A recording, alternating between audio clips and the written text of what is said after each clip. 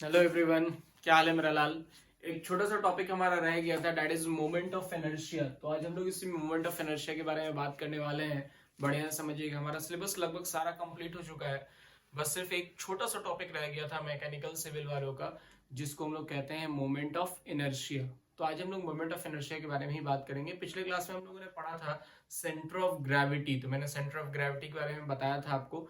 उसमें अगर एक आध क्वेश्चन में आपको प्रॉब्लम रह गई है तो वो मैं जो आपको एक यूनिवर्सिटी का आया हुआ प्रॉब्लम करवाऊंगा एसबीटी का, तो उसमें वो क्लियर हो जाएगा। ठीक है, आज हम लोग देखते हैं मोमेंट ऑफ इनर्शिया क्या होता है। देखा जाए, देखिए वो मोमेंट ऑफ इनर्शिया होता है क्या, समझिएगा बढ़िया से। बोलता है moment of inertia basically define करते हैं product of the area of the cross section, जो भी दिया हुआ है उसके क्रॉस सेक्शन का एरिया, और साथ साथ square of the distance between the centroid of the cross section and the reference line.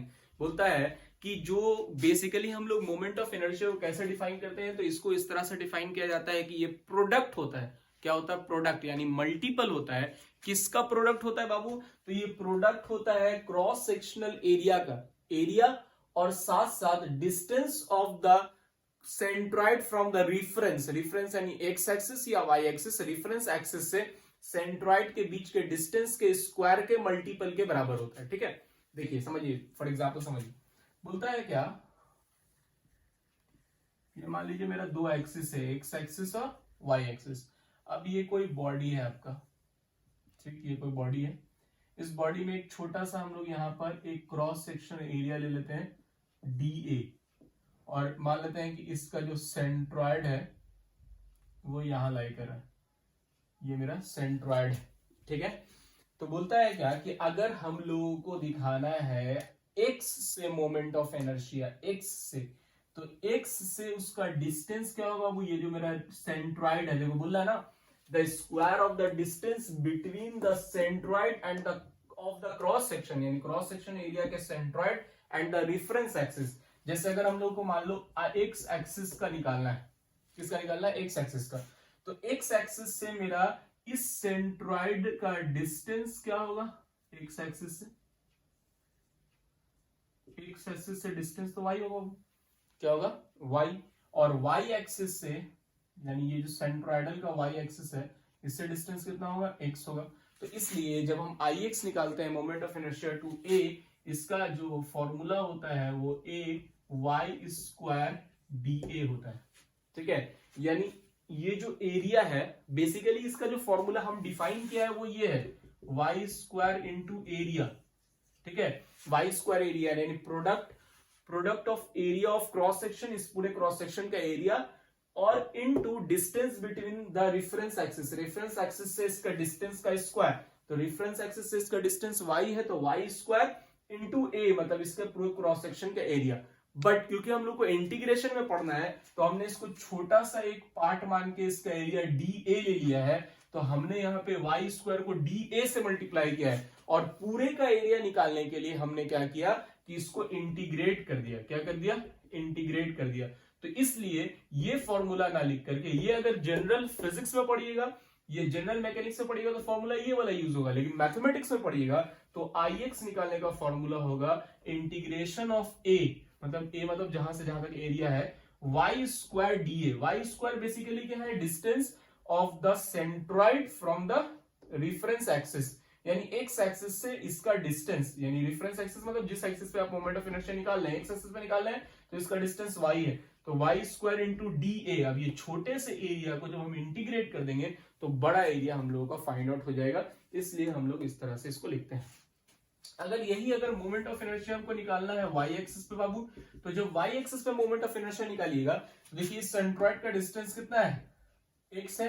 तो हम क्या करेंगे, एरिया निकालने के लिए वाई स्क्वायर की जगह इस एक्स स्क्वायर के डिस्टेंस को इंटीग्रेट कर देंगे ए के रिस्पेक्ट में, यानी एरिया के रिस्पेक्ट में। यही हमारा फॉर्मूला होता है मोमेंट ऑफ इनर्शिया निकालने का।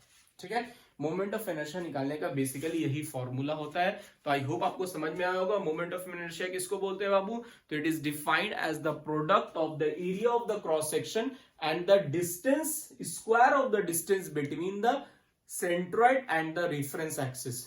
ठीक है, उसके बराबर होता है। तो इंटीग्रेशन में इसको इस तरह से लिखते हैं, this is moment of inertia about X axis, this is moment of inertia about Y axis. अब बच्चा इसी को हम लोग it is also known as second moment of inertia, यानी इसी को हम लोग सेकेंड मोमेंट ऑफ इनर्शिया भी कहते हैं। समझ में आ रहा बात? इसी को हम लोग क्या बोलते हैं? Second moment of inertia. चलिए आइए आगे देखते हैं कि इसमें कुछ थ्योरम्स पढ़ ले, पैरेलल एक्सिस थ्योरम और परपेंडिकुलर एक्सिस थ्योरम, उसके बारे में बात करते हैं हम लोग, जब तक इसको छापिए आप, ठीक है।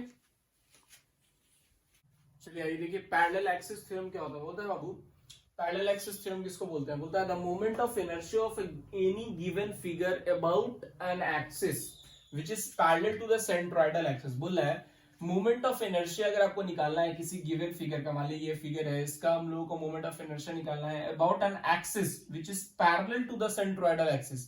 सेंट्रोइडल एक्सिस के अगर पैरेलल है, उस केस में पैरेलल होना जरूरी नहीं था, बट इस केस में क्या है, सेंट्रोइडल एक्सिस के अगर पैरेलल होगा, बोलता है कि अगर कोई एक्सिस सेंट्रोइडल एक्सिस के पैरेलल है और उसका आपको मोमेंट ऑफ इनर्शिया निकालना है, तो बेसिकली वो किसके बराबर होता है? तो it is taken as the sum of moment of inertia about the centroidal axis. मतलब वो मोमेंट ऑफ इनर्शिया का सम के बराबर होता है जो moment of inertia centroidal axis पे है। तो सेंट्रोइडल एक्सिस के मोमेंट ऑफ इनर्शिया को हम दिखाया है आई एक्स एक्स से। ये सेंट्रोइडल एक्सिस पे मोमेंट ऑफ इनर्शिया है I X X plus the product of, यानी बोला the sum of moment of inertia of the centroidal axis and the product of the area and the square of perpendicular distance between the two axes। मतलब क्या हुआ कि ये जो basically moment of inertia about the X axis होगा, ये मेरा capital X axis capital Y axis है, तो ये जो कैपिटल एक्स एक्सिस पे जो मेरा मोमेंट ऑफ इनर्शिया आएगा बाबू, देखिए कैपिटल एक्स एक्सिस पे जो मेरा मोमेंट ऑफ इनर्शिया आएगा पैरेलल एक्सिस थ्योरम से, वो क्या होगा?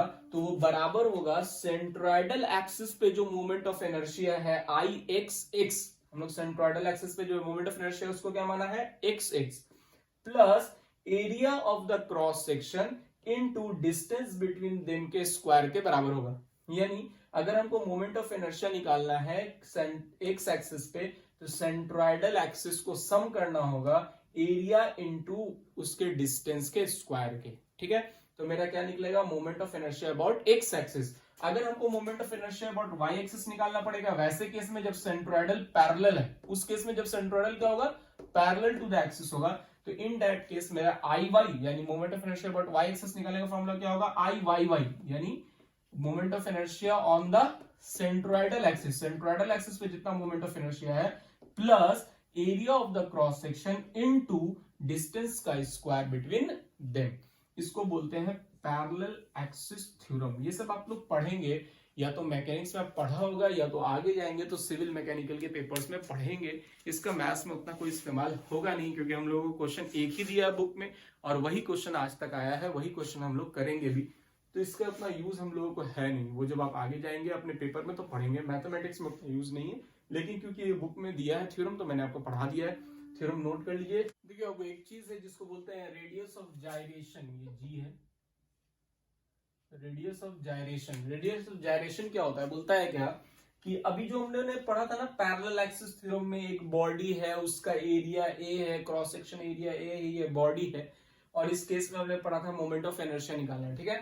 तो बोलता है कि अगर इस बॉडी को अगर हम स्क्यूज्ड करके मतलब ऐसे दबा करके अगर हम एक रड के फॉर्म में चेंज कर दें, यानी इस एरिया को एक रड के फॉर्म में चेंज कर दें, जिस रड की एरिया सेम होगा, अगर इसका एरिया ए है तो इस रड का भी एरिया क्या होगा? ए होगा, ठीक है। Area will be same. तो वही बोल रहा है कि imagine that the same area is not squeezed into a strip. एक स्ट्रिप में अगर हम चेंज कर दिया और इसका जो डिस्टेंस है इस स्ट्रिप का एक्स एक्सिस से वो के एक्स है, मान लीजिए क्या है? के एक्स, और इसका मोमेंट ऑफ इनर्शिया सेम रहेगा। जो मोमेंट ऑफ इनर्शिया यहां था वही moment of inertia about the X axis यहां भी रहेगा। ऐसा नहीं कि मोमेंट ऑफ इनर्शिया चेंज कर देगा स्क्यूज करने से। स्क्यूज कर दिया और एरिया भी सेम है और मोमेंट ऑफ इनर्शिया भी सेम है, और इसका डिस्टेंस जो है मेरा वो एक्स एक्सिस से ये कितना है? के एक्स। तो इसी को बोलते हैं, यही के एक्स कहलाता है रेडियस ऑफ जायरेशन। बोल रहा है कि distance K X is known as the radius of gyration about the X axis. इसी को हम लोग radius of gyration about the X axis बोलते हैं। अगर यही हम लोग इसको स्क्यूज्ड करते, इसको जो है स्क्यूज्ड कर देते, कैसा? तो एक वर्टिकल स्ट्रिप में इसको यूज कर देते हैं जिसका एरिया ए है, तो इसके बीच का जो डिस्टेंस होता है बाबू मेरा वो के वाई से दिखाते, और ये radius of gyration about the Y axis हो जाता है। तो रेडियस ऑफ जायरेशन समझ में आता है, बोलता है क्या कि किसी बॉडी को, कोई भी एक बॉडी है, उस बॉडी को अगर हम स्क्यूज करके एक रड के शेप में चेंज कर दें, चाहे वो वर्टिकल रड हो या हॉरिजॉन्टल हो या वर्टिकल हो, किसी भी तरह के रड में चेंज कर देते हैं, तो बोलता है लेकिन शर्त यह है कि area must be same, area same होना चाहिए और मोमेंट ऑफ इनर्शिया भी सेम होना चाहिए, ना ही मोमेंट ऑफ इनर्शिया चेंज होना चाहिए, ना ही एरिया चेंज होना चाहिए। तो इसका एक्स एक्सिस से जो डिस्टेंस होता है उसको बोलते हैं radius of gyration about the X axis, और जो वाई एक्सिस से डिस्टेंस होता है अगर वर्टिकल के केस में तो इसको बोलते हैं radius of gyration about the Y axis. समझ में आ गई बात? छापिए। आइए देखते हैं परपेंडिकुलर एक्सिस थ्योरम। बोलता है परपेंडिकुलर एक्सिस थ्योरम क्या होता है? बोलता है कि अगर moment of inertia about an axis निकालना है जो कि परपेंडिकुलर है प्लेन के ऊपर, बोलता है वैसा moment of inertia about the axis निकालना है जो कि परपेंडिकुलर है प्लेन पे, तो वो बराबर होता है sum of its moment of inertia about two perpendicular axis concurrent with the perpendicular axis lying on the plane of the body. तो डेफिनेशन हो गया, इसको समझिए कैसे क्या होता है। बोलता है कि अगर मान लो कि कोई हमको मोमेंट ऑफ इनर्शिया एक एक्सिस पे निकालना है जो कि परपेंडिकुलर है, जैसे मान लो ये है, ये ऐसा है परपेंडिकुलर है इस प्लेन के ऊपर, इस प्लेन के ऊपर ये परपेंडिकुलर है, तो हमको इसके अबाउट मोमेंट ऑफ इनर्शिया निकालना है। ये एक्स एक्सिस है, ये इस पर परपेंडिकुलर है, इस एक्स एक्सिस के अबाउट मोमेंट ऑफ इनर्शिया निकालना है। तो परपेंडिकुलर एक्सिस थ्योरम क्या बोलता है कि अगर एक ऐसा एक्सिस जो प्लेन पे परपेंडिकुलर है उसका अगर आपको मोमेंट ऑफ इनर्शिया निकालना है तो इसका मोमेंट ऑफ इनर्शिया जो होता है वो बराबर होता है दो अदर एक्सिस के जो कि इसी पे परपेंडिकुलर है, इसी प्लेन पे परपेंडिकुलर है, ये भी y और z भी, तीनों क्या होता है x y z तीनों परपेंडिकुलर होता है। तो दो जो अदर प्लेन है जो कंकरेंट है, कंकरेंट मतलब एक ही पॉइंट पे लाई कर रहा है, कंकरेंट का मतलब क्या होता है lying on the same point पे लाई कर रहा है, तो इन दोनों के सम के बराबर होता है। अगर हमको एक्स एक्सिस, अब एकदम सिंपल सा वर्ड समझिए, एक्स वाई जेड तीनों परपेंडिकुलर है, अगर हम लोगों को एक्स एक्सिस के अबाउट निकालना है तो हम क्या करेंगे I Y plus I Z, I X निकालना है moment of inertia about X axis, तो I Y plus I Z. अगर हम लोगों को वाई एफ के अबाउट निकालना है, वाई के अबाउट, तो क्या करेंगे आई वाई बराबर आई एक्स प्लस आई जेड, और अगर हम लोग को जेड एक्सिस के अबाउट निकालना है तो आई एक्स प्लस आई वाई। एकदम सिंपल सा फंडा है कि जिस एक्सिस, अगर वो एक्सिस परपेंडिकुलर है प्लेन के ऊपर, इस प्लेन का मोमेंट ऑफ इनर्शिया निकालना है, इस पे परपेंडिकुलर एक्सिस है, तो जब ये परपेंडिकुलर है इसका मोमेंट ऑफ इनर्शिया निकालना है, तो ये अगर एक्स एक्सिस है तो अगला वाई एक्सिस और जेड एक्सिस जो कि इसी पे परपेंडिकुलर होगा उसके सम के बराबर हो जाएगा। समझ में आ गया परपेंडिकुलर एक्सिस थ्योरम? छापिए इसको, आगे बात करते हैं। क्वेश्चन करता है, बोलता है find the moment of inertia of the rectangular area of base B and height D. एक रेक्टेंगुलर है यानी एक बेसिकली रेक्टेंगल है, इसका हम लोगों को क्या निकालना है, मोमेंट ऑफ इनर्शिया निकालना है। और बोल रहा है मोमेंट ऑफ इनर्शिया दोनों, इसमें तो नहीं बोल रहा है कि एक्स एक्सिस के अबाउट या वाई एक्सिस के अबाउट, तो हमको दोनों में निकालना है, एक्स एक्सिस के अबाउट भी वाई एक्सिस के अबाउट भी। तो बोलता है हमने क्या किया, एक रेक्टेंगल लिया है बेसिकली जिसका हमको बेस दिया हुआ है बी और हाइट दिया हुआ है डी, तो ये हमने इसका बेस ले लिया, यहां से यहां तक है मेरा बी, और ये जो इसका हाइट है ये है डी, ठीक है। और हमने जो इसका एक्सिस लिया बाबू वो इसके मिडिल से गुजारा है, इसके सेंट्रोइड से एक्सिस को हमने गुजार दिया, यानी मिडिल से इसका एक्सिस गुजर रहा है बेसिकली, तो हमने इसके मिड पॉइंट से एक्सिस को गुजार दिया है। तो जब इसके मिड पॉइंट से एक्सिस को गुजारा है तो ये पूरा डिस्टेंस डी है, ये तो बाबू मेरा जहां भी होगा ये 0 0 होगा क्योंकि ऑरिजिन हो गया, तो इस ये पूरा डिस्टेंस डी है, तो यहां से यहां तक माइनस डी होगा, और यहां से यहां तक, सॉरी यहां से यहां तक क्या होगा माइनस डी बाई 2, और यहां से यहां तक क्या होगा डी बाई 2, क्योंकि पूरा जो है वो डी है, तो पूरा डी है तो इस ऑरिजिन से लेके यहां तक माइनस डी बाई 2 होगा, यानी आधा डी होगा, और यहां से यहां तक आधा डी होगा। ये निगेटिव इसलिए क्योंकि नीचे है और पॉजिटिव इसलिए कि ऊपर है, तो इन दोनों को जोड़िएगा तो फिर से डी आ जाएगा। चलिए अब हम लोग करना क्या होता है, एक छोटा सा स्ट्रिप लेते हैं हम लोग, तो हम लोग क्या करेंगे कि क्योंकि हम लोग को एक्स एक्सिस के अबाउट निकालना है, तो एक्स एक्सिस के अबाउट हम लोग क्या करेंगे बाबू मेरा कि एक छोटा सा स्ट्रिप ले लेंगे, ये हमने एक्स एक्सिस के अबाउट क्या कर दिया, एक छोटा सा स्ट्रिप ले लिया, ठीक है। अब ये जो स्ट्रिप है इसका डिस्टेंस यहां से यहां तक हम मान लेते हैं कि y, कितना डिस्टेंस है, y है, ठीक। और ये जो मेरा स्ट्रिप है इसका जो स्ट्रिप का जो बेसिकली डायमेंशन है ये dy है। स्ट्रिप का डायमेंशन कितना है, dy। ये जो स्ट्रिप की चौड़ाई है ये dy है और इसकी जो लंबाई है वो तो b है, b के बराबर है। तो हम लोग जब बात करेंगे, ये छोटा सा स्ट्रिप हमने dy लिया है, dy का, तो अगर हम इसका dA निकालेंगे, छोटा सा एरिया निकालेंगे, इस स्ट्रिप का छोटा सा एरिया निकालेंगे dA, तो ये किसके बराबर होगा, dy यानी ब्रेथ और लेंथ कितना है b, यानी b इंटू dy के बराबर होगा। इसमें तो कोई दिक्कत नहीं है। देखिए क्वेश्चन समझ में आ रहा है। हमने सबसे पहले एक रेक्टेंगल बनाया है, रेक्टेंगल में एक सेंट्रॉइड मतलब बेसिकली एक्सिस बनाया है, एक छोटा सा स्ट्रिप लिया है और इसके बीच के डिस्टेंस को हमने क्या माना है, y माना है, और इस छोटे से स्ट्रिप के जो चौड़ाई है उसको हमने dy माना है और लंबाई तो हमारे पास b दिया हुआ है। तो जब हम इसका एरिया निकालेंगे छोटे से स्ट्रिप का, तो छोटे से स्ट्रिप के एरिया को dA बोलते हैं, dA का एरिया क्या हो जाएगा, b इंटू dy। और हम जानते हैं moment of inertia about the X axis. Moment of inertia about the X axis क्या होता है बाबू, इंटीग्रेशन, होल का इंटीग्रेशन।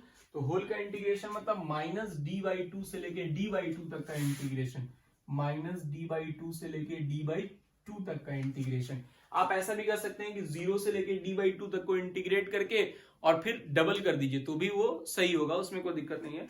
लेकिन हमने क्या किया है, पूरा इंटीग्रेशन ले लिया, माइनस d/2 से लेके d/2 तक को पूरे को इंटीग्रेट करेंगे तो पूरे का एरिया आएगा, ठीक है। अभी हमने छोटे से स्ट्रिप का एरिया लिखा है, लेकिन जब हमको इंटीग्रेट करेंगे तो ये पूरे का एरिया आएगा, तो हमने यहां से लेके यहां तक पूरे को इंटीग्रेट कर दिया, ठीक है। तो माइनस d से d/2, फॉर्मूला क्या होता है बाबू, एरिया dA इंटू वाई, यानी वाई स्क्वायर डी। फॉर्मूला तो ये लिखा है ना मैंने आपको कि आपको क्या करना है, एरिया को इंटीग्रेट करना है कहां, Y square, distance square between them into area. तो एरिया यहाँ पे क्योंकि स्मॉल एरिया लिया है इसलिए इंटीग्रेट कर रहे हैं, अगर पूरे का एरिया लेते तो सिंपल ए स्क्वायर होता, क्योंकि हम लोगों को इंटीग्रेशन का इस्तेमाल करना है इसलिए हमने ये लिया। चलिए डी ए मेरा किसके बराबर है बाबू, तो आई एक्स बराबर माइनस d/2 से d/2 वाई स्क्वायर, तो जैसे वैसे रहने देंगे। डी ए मेरा किसके बराबर है, b dy के बराबर है, किसके बराबर है, b dy के। तो b तो मेरा कांस्टेंट है, बाहर निकल जाएगा, b बाहर निकल गया। इसको इंटीग्रेट कीजिए, वाई स्क्वायर का इंटीग्रेशन y³/3, ठीक है, कहां से कहां तक, माइनस d/2 से d/2 तक। अब हम क्या करेंगे, ix बराबर b, upper limit minus lower limit, upper limit put करेंगे, अपर लिमिट पुट कीजिए, क्या आएगा, d³/8, बेसिकली यहां पुट करेंगे y³ की जगह पे, ये 3 भी बाहर निकल सकता है तो हम यहां पुट करते हैं बेसिकली, तो क्या हो जाएगा d³/8, फिर minus, upper limit minus lower limit होता है, फिर पुट करेंगे तो माइनस आएगा, तो माइनस माइनस प्लस d³/8। चलिए ix बराबर क्या आ गया बाबू, b/3, इसको जोड़िए क्या आएगा, 2d³/8, ये कटेगा तो बेसिकली आपके पास क्या बचेगा, bd³/12, यानी moment of inertia about X axis क्या होता है, bd³/12 होता है, ठीक है। ये मेरा आंसर हो गया। तो इस तरह से बेसिकली हम लोग बनाते हैं moment of inertia about of a rectangle about X axis. X axis के अबाउट बनाने के लिए हमने माइनस d/2 से d/2 तक इंटीग्रेट कर दिया कि उसके एरिया और डिस्टेंस बिटवीन देम के स्क्वायर को, डिस्टेंस बिटवीन देम क्या लिया हमने, वाई स्क्वायर, और एरिया का था डीए, तो डीए किसके बराबर है, बी इंटू डी वाई, तो वाई को हमने इंटीग्रेट कर दिया, हमारा bd³/12 आंसर आ गया। चलिए ये तो हो गया moment of inertia about X axis. अब देखते हैं moment of inertia about Y axis. पहले इसको छापिए फिर वाई एक्सिस का बनाते हैं। वैसे बनाएंगे, फिर अब हम लोगों को वाई एक्सिस के अबाउट निकालना है, एकदम सेम तरीके से बनाएंगे वाई एक्सिस के अबाउट भी। हम लोग यहाँ पे, ये मेरा वाई एक्सिस है, ये मेरा एक्स एक्सिस है, ये मेरा वाई एक्सिस है, ठीक है। अब हम लोग क्या करेंगे, वाई एक्सिस के पैरेलल एक छोटा सा स्ट्रिप ले लेंगे, एक हमने छोटा सा स्ट्रिप ले लिया वाई एक्सिस के पैरेलल, ठीक है। इस स्ट्रिप को इस तरह से ये स्ट्रिप ले लीजिए। अब ये जो स्ट्रिप हमारा है, ये हमारा इस स्ट्रिप का जो बेसिकली लेंथ या आप विड्थ मान लीजिए, चौड़ाई मान लीजिए वो कितना है, dx है बाबू, ठीक है। और यहां से यहां तक का डिस्टेंस कितना है, d है, और ये तुम्हारा पूरा का पूरा क्या था, लेंथ b। यहां से यहां तक का डिस्टेंस हम लोग क्या लेंगे, x लेंथ, ठीक है। अब हम लोग बेसिकली हम लोग को moment of inertia about Y axis निकालना है, तो वाई एक्सिस के अबाउट मोमेंट ऑफ इनर्शिया निकालने के लिए सबसे पहले हम लोग स्ट्रिप का एरिया निकाल लेते हैं, DA। स्ट्रिप का एरिया क्या हो जाएगा आपको, स्ट्रिप की चौड़ाई जो है वो dx है और लंबाई जो है पूरा d है, तो यानी क्या हो जाएगा d इंटू dx, क्या हो गया मेरा d इंटू dx। तो moment of inertia but y axis क्या होता है बाबू, फॉर्मूला आपको लिखवाया है y² dA, ठीक है। तो IY is equal to x² मतलब इसके बीच के डिस्टेंस का स्क्वायर, ए मतलब कहां से कहां तक एरिया को इंटीग्रेट करना है, यहां से यहां तक में इंटीग्रेट करना है, तो यहां से यहां तक में बाबू मेरा क्या है, यहाँ पे माइनस ये पूरा b है, तो ये क्या होगा -b/2 और ये वाला क्या होगा b/2, तो यानी हम लोग को इंटीग्रेट करना पड़ेगा -b/2 से लेके b/2 तक x² dA। dA की जगह पे क्या है d इंटू dx, d तो आपका कांस्टेंट है बाबू, d बाहर निकाल लीजिए, ठीक है। x² को इंटीग्रेट करते हैं x³ क्या आएगा -b/2 से लेके b/2 तक, ठीक है, इस तरह से आएगा। अब हम लोग इसमें upper limit minus lower limit put करते हैं, इसको आप बाहर निकाल लीजिए, 3 बाहर निकालते हैं d/3। अब इसमें upper limit minus lower limit b³ 8, फिर ये माइनस माइनस प्लस हो जाएगा b³/8, यानी बाबू मेरा क्या आएगा IB बराबर db³ यहां से बचेगा 12, ठीक है। तो moment of inertia about the y axis क्या होगा db³/12, उसी तरह से x एक्सिस का क्या होता है bd³/12 और इसमें क्या होता है db³/12। तो ये था मेरा मोमेंट ऑफ इनर्शिया से क्वेश्चन, इसको छापिए और बना लीजिएगा। यही क्वेश्चन एग्जाम में आया हुआ बाबू, यही क्वेश्चन एग्जाम में रिपीट करता है। इसमें नंबर्स ऑफ क्वेश्चन ज्यादा नहीं है क्योंकि आपको मैथमेटिक्स में सिर्फ इसका इंट्रोडक्शन पढ़ना है, इसके बारे में जानना है, बाकी सारा इस्तेमाल इसका आगे चलिएगा आप जब पढ़िएगा अपने ब्रांच पेपर में, तो ब्रांच पेपर में ही इस्तेमाल आता है बेसिकली, ठीक है। तो फिर बात करते हैं, मिलते हैं नेक्स्ट में। ये आपका ओवर हो गया हमारा सिलेबस, बाकी जो रह गया इससे रिलेटेड क्वेश्चंस वगैरह वो हम आपको जो भी यूनिवर्सिटी में आया हुआ क्वेश्चंस है उसको अलग से वीडियो में करवा देंगे, ठीक है। फिर टेक केयर, गुड बाय।